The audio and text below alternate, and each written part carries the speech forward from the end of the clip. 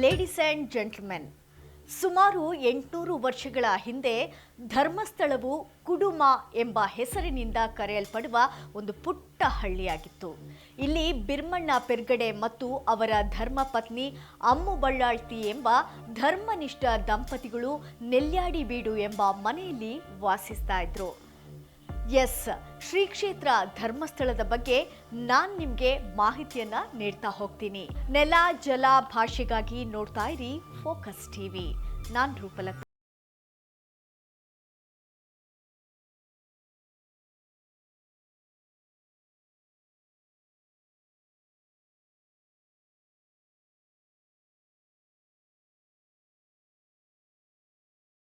ಶತಮಾನದಲ್ಲಿ ವಾದಿರಾಜ ಸ್ವಾಮಿಗಳು ಈ ಕ್ಷೇತ್ರಕ್ಕೆ ಭೇಟಿ ನೀಡಿದಾಗ ಇಲ್ಲಿ ನಡೆಯುತ್ತಿದ್ದ ಧರ್ಮ ಕಾರ್ಯಗಳನ್ನು ನೋಡಿ ಮೆಚ್ಚಿ ಇದಕ್ಕೆ ಧರ್ಮಸ್ಥಳ ಎಂದು ಹೆಸರಿಟ್ಟರು. ಅಂದಿನಿಂದ ಕುಡುಮ ಎಂಬ ಹೆಸರು ಹೋಗಿ ಧರ್ಮಸ್ಥಳ ಎಂಬ ಹೆಸರು ಪ್ರಸಿದ್ಧವಾಯಿತು. ಒಂದು ದಿನ ಧರ್ಮ ದೇವತೆಗಳು ಮಾನವ ರೂಪದಲ್ಲಿ ಪೆರ್ಗಡೆಯವರ ಮನೆಗೆ ಅತಿಥಿಗಳಾಗಿ ಬಂದರು. ದಂಪತಿಗಳು ಆ ಅತಿಥಿಗಳನ್ನ ಅತ್ಯಂತ ಗೌರವದಿಂದ ಸ್ವಾಗತಿಸಿ ಸತ್ಕರಿಸಿದ್ರು. ಅವರ ಅತಿಥಿ ಸತ್ಕಾರಕ್ಕೆ ಮೆಚ್ಚಿದ ದೇವತೆಗಳು ಅಂದು ರಾತ್ರಿ ಪೆರ್ಗಡೆಯವರ ಕನಸಿನಲ್ಲಿ ಕಾಣಿಸಿದರು.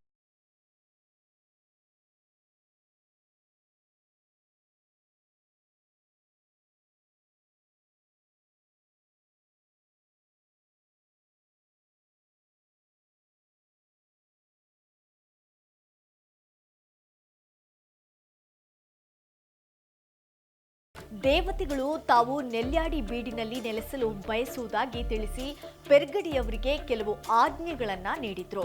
ನೆಲ್ಯಾಡಿ ಬೀಡನ್ನ ದೇವತೆಗಳ ಆರಾಧನೆಗೆ ಬಿಟ್ಟುಕೊಡುವುದು, ಬಂದ ಭಕ್ತರಿಗೆ ಅನ್ನದಾನ ಮತ್ತು ವಿದ್ಯಾದಾನ ಮಾಡಬೇಕು ಎಂದು ಆಜ್ಞೆ ನೀಡಿದ್ರು.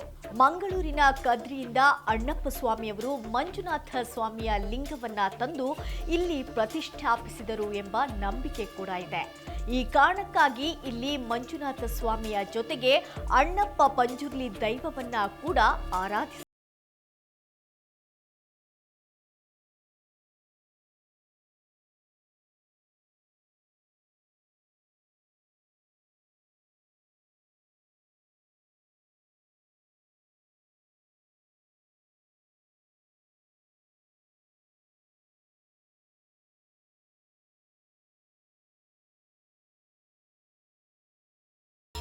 ಧರ್ಮಸ್ಥಳದಲ್ಲಿ ಬಿರ್ಮಣ್ಣ ಪೆರ್ಗಡೆಯವರ ವಂಶಸ್ಥರೇ ಇಂದಿಗೂ ಕೂಡ ಧರ್ಮಾಧಿಕಾರಿಗಳಾಗಿ ಈ ಕ್ಷೇತ್ರದ ಆಡಳಿತವನ್ನ ನಡೆಸ್ತಾ ಇದ್ದಾರೆ. ಪ್ರಸ್ತುತ ಡಾಕ್ಟರ್ ಶ್ರೀ ವೀರೇಂದ್ರ ಹೆಗ್ಗಡೆಯವರು ಧರ್ಮಾಧಿಕಾರಿಗಳಾಗಿ ತಮ್ಮ ಕಾರ್ಯನಿರ್ವಹಿಸುತ್ತಿದ್ದಾರೆ. ಇಲ್ಲಿ ಶಿವನು ಆರಾಧ್ಯ ದೈವವಾಗಿದ್ರೂ ಕೂಡ ಆಡಳಿತವು ಜೈನ ಧರ್ಮದ ಹೆಗ್ಗಡೆ ಮನೆತನದವರ ಕೈಯಲ್ಲಿದೆ. ಇದು ಮತೀಯ ಸಾಮರಸ್ಯಕ್ಕೆ ಅತ್ಯುತ್ತಮವಾದಂಥ ಉದಾಹರಣೆಯಾಗಿದೆ.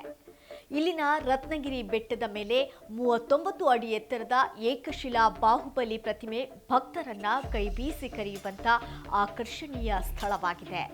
ಧರ್ಮಸ್ಥಳ ಕೇವಲ ಧಾರ್ಮಿಕ ಸ್ಥಳವಲ್ಲ, ಇದೊಂದು ಶಾಂತಿಯ ನೆಲೆಬೀಡು.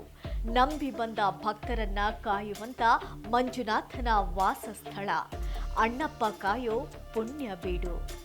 ಇದಾಗಿತ್ತು ಇವತ್ತಿನ ದೈವಿ ವಿಶೇಷ. ನೆಲ ಜಲ ಭಾಷೆಗಾಗಿ ನೋಡ್ತಾ ಇರಿ ಫೋಕಸ್ ಟಿವಿ.